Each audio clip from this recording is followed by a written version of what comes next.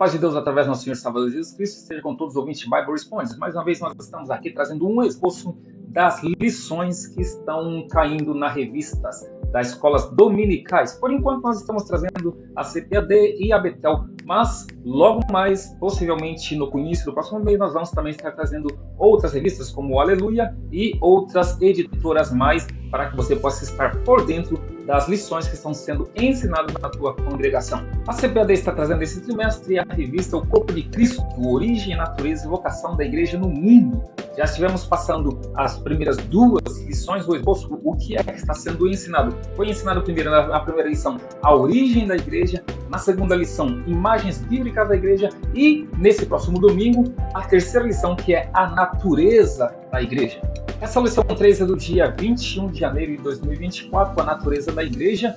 Lembrando que você tem a leitura diária começando na segunda-feira, muito importante, para que você possa chegar até o seu usuário que estará sendo passado e ensinado no domingo.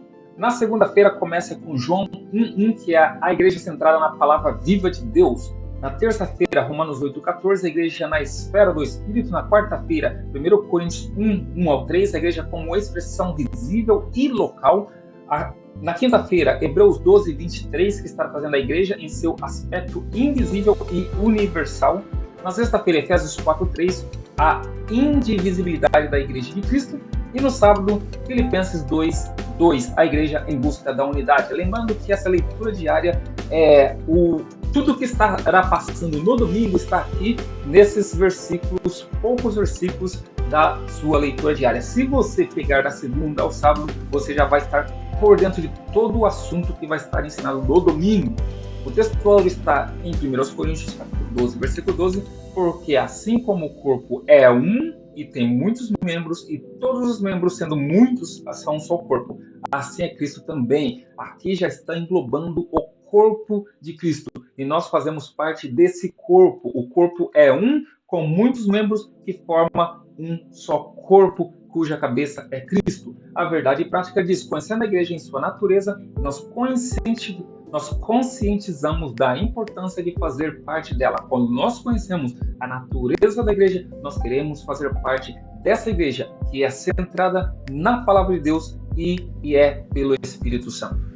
A leitura bíblica em classe está registrada em 1 Coríntios capítulo 12, do versículo 12 ao versículo 27, diz assim: porque assim como o corpo é um e tem muitos membros, e todos os membros, sendo muitos, são só um corpo, assim Cristo também. Pois todos nós fomos batizados em um Espírito, formando um corpo, quer judeus, quer gregos, quer servos, quer livres, e todos temos bebido de um Espírito. Porque também o corpo não é um só membro, mas muitos. Se o pé disser, porque não sou mão, não sou do corpo, não será por isso do corpo? E se a orelha disser, porque não sou olho, não sou do corpo, não será por isso do corpo? Se todo o corpo fosse olho, onde estaria o ouvido? E se todo fosse ouvido, onde estaria o olfato? Mas agora Deus colocou os membros no corpo, cada um deles como quis. E se todos fossem um só membro, onde estaria o corpo? Agora, pois, há muitos membros, mas um corpo. E o olho não pode dizer à mão, não tenho necessidade de ti, nem da cabeça aos pés, não tenho necessidade de vós. Antes, os membros do corpo, que parecem ser os mais fracos, são necessários. E os que reputamos serem menos honrosos no corpo, a esses honramos muito mais. E aos que em nós são menos decorosos, damos muito mais honra. Porque os que em nós são mais honestos não têm necessidade disso. Mas Deus assim formou o corpo, dando muito mais honra ao que tinha falta dela, para que não haja divisão no corpo, mas antes tenham os membros igual cuidado uns dos outros. De maneira que, se um membro padece, todos os membros padecem com ele. E se um membro é honrado, todos os membros se regozijam com ele. Ora, vós sois o corpo de Cristo e seus membros em particular. Se nós entendemos a natureza do corpo de Cristo, logo mais nós daremos honra e regozijaremos com todos os membros igualmente. Por quê? Nós temos que entender o nosso corpo.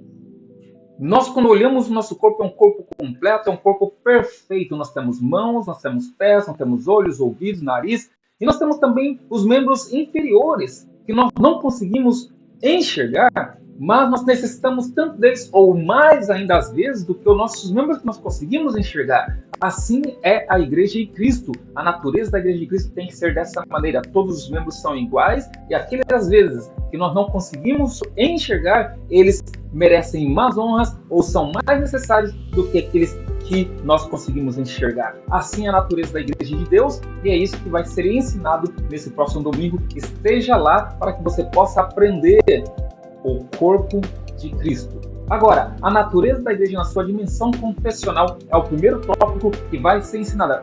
Qual é a natureza da Igreja de Deus na sua natureza confessional? Primeiro, fundamentada na palavra, tem que ser fundamentada na palavra. Segundo, habitada pelo Espírito. Nós, como corpo de Cristo, temos que ser habitados pelo Espírito, e quem faz parte da igreja anda no Espírito. Esse é o terceiro subtópico.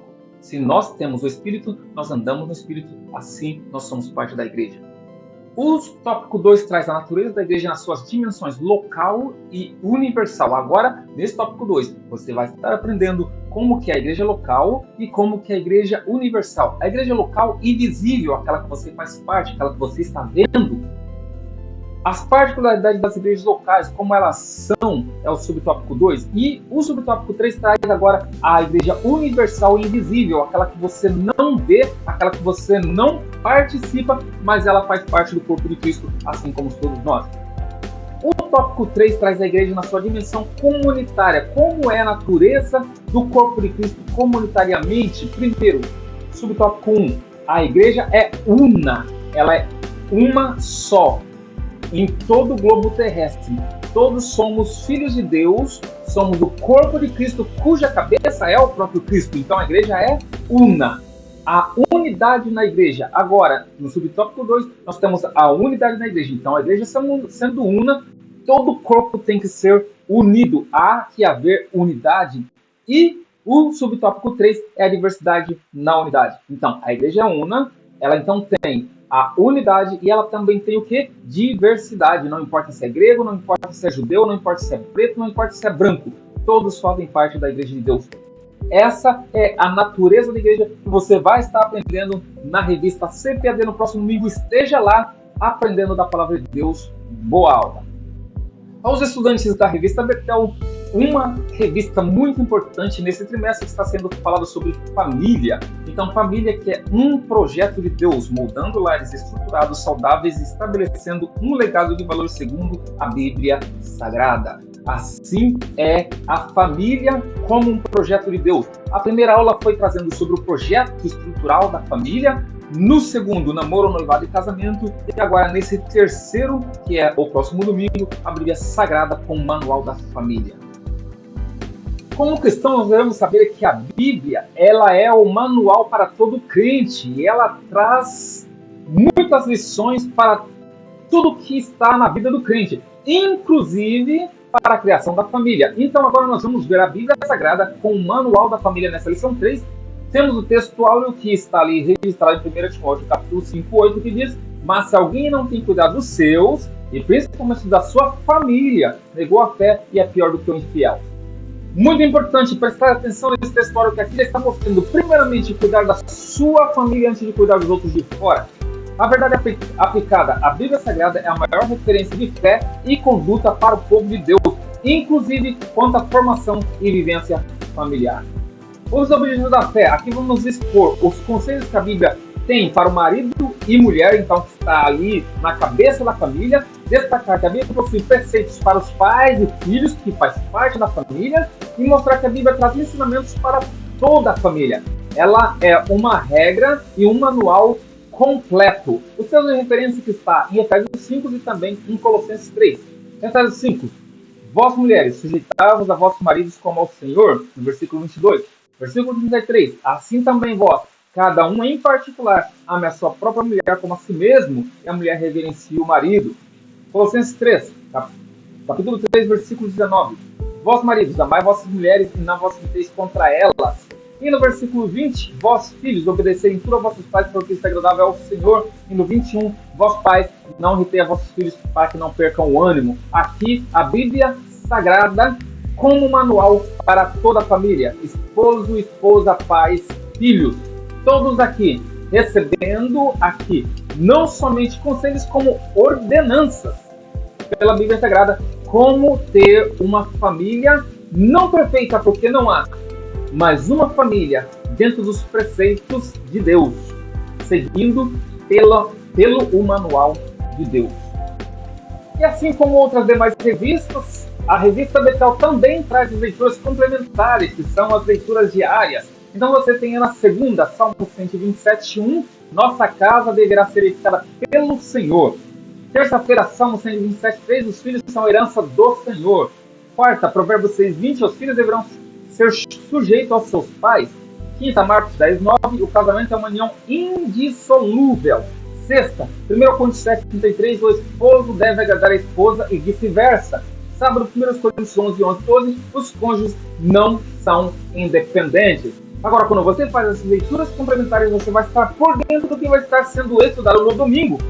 E aqui o esboço de toda a lição. O primeiro tópico traz o manual orienta marido e mulher. Então a Bíblia agora, ela orientando o esposo e a esposa. Ensinos para os maridos, que está no primeiro subtópico, ensino para as mulheres no segundo subtópico e ensinos para o casal no terceiro subtópico. Você vai estar estudando esse primeiro tópico dentro da Bíblia Sagrada com versículos baseados na Bíblia Sagrada, porque o manual ele é a Bíblia Sagrada. O segundo tópico traz o manual agora orienta pais e filhos. Se no primeiro ele orienta marido e mulher, agora ele está orientando os pais e os filhos. No primeiro subtópico, ensinando os pais. No segundo subtópico, ensinando os filhos. E no terceiro subtópico, filhos e pais, vivendo respeitosamente. O filho respeita o pai respeita o filho. Aqui o manual da Bíblia para os pais e os filhos no tópico 2. No tópico 3 e último, o manual agora orienta uma família sólida. Como eu disse, não uma família perfeita, mas ela pode ser solidificada pela palavra de Deus. No primeiro subtópico, ensino para uma vida familiar duradoura. Você quer ter uma família duradoura?